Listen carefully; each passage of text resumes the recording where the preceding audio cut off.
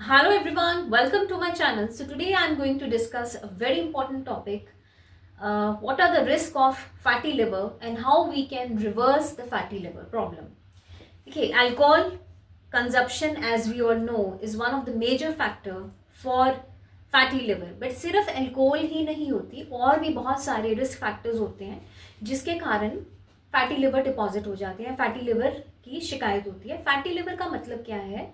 जो normal sales हैं liver के, वो एक तरह से फैटी सेल्स में कन्वर्ट हो जाते हैं, वहाँ फैट ज़्यादा डिपॉजिट हो जाता है, जिसको हम कहते हैं फैटी लिवर. तो उससे फैट डिपॉजिट होने से जो फंक्शनिंग है लिवर की, वो अफेक्ट होनी शुरू हो जाती है. तो इंडाइजेशन होती है, ओबेसिटी होगी, तो एक विशियस साइकिल बन जाता है. तो इसके बहुत सारे दूसरे फैक्टर्स हैं.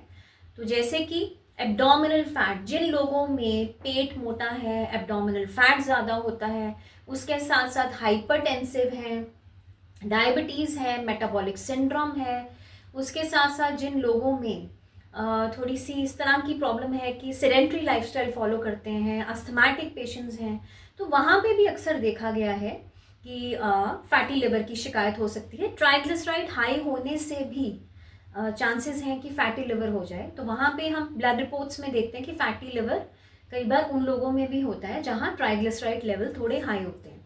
तो इम्पॉर्टेंट क्या है कि फैटी लिवर को चेक में रखने के लिए बहुत इम्पॉर्टेंट है इन सारे फैक्टर्स को, मेटाबॉलिक सिंड्रोम को कंट्रोल में रखना, और इसको हम non alcoholic fatty liver disease कहते हैं. सो सबसे पहले तो यही है कि अल्कोहल इनटेक अगर आपका फैटी लिवर आया है, it is very important to get the ultrasound done immediately to find its grade, कि वो ग्रेड 1 है, ग्रेड 2 है, कि ग्रेड 3 है. और कुछ हमारे फिजिकल सिम्टम्स हैं जिससे पता लग जाता है कि हमें लिवर की प्रॉब्लम है.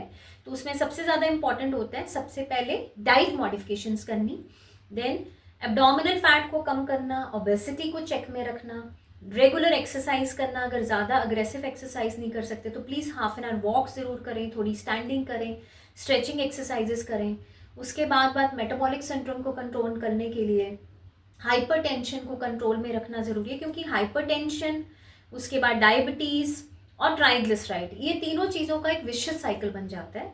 तो हाइपरटेंशन को भी कम करने के लिए इम्पॉर्टेंट है थोड़ा डाइट कंट्रोल करना, नमक कम खाना, या इस तरह की डाइट फॉलो करना जिसमें फैट डिपॉजिट्स कम हो, बाहर का खाना थोड़ा कम खाना है, और अपना थोड़ा सा सेल्फ कंट्रोल होना चाहिए. अगर हम कुछ कैलोरी इनटेक इस तरह से लेते हैं तो अगले दिन डिटॉक्स डाइट कर लें, या एक मील में हैवी लेते हैं तो नेक्स्ट मील में थोड़ा लाइट खा लें.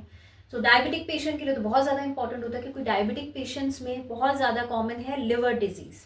तो वहाँ पे इंपॉर्टेंट हो जाता है, उनके लिए वॉक बहुत ज़्यादा ज़रूरी है, और डाइटरी पैटर्न ठीक रहना बहुत इंपॉर्टेंट है. उसके साथ साथ other factors which are important is vitamin E. Vitamin E देखिए, वो एक तरह से लिवर हेल्थ को अच्छा रखता है. नट्स में, स्प्राउट्स में, सैलड्स में, सीड्स में वाइटामिन ई होता है. तो जिन लोगों को लिवर की प्रॉब्लम है उनको वाइटामिन ई लेते रहना चाहिए.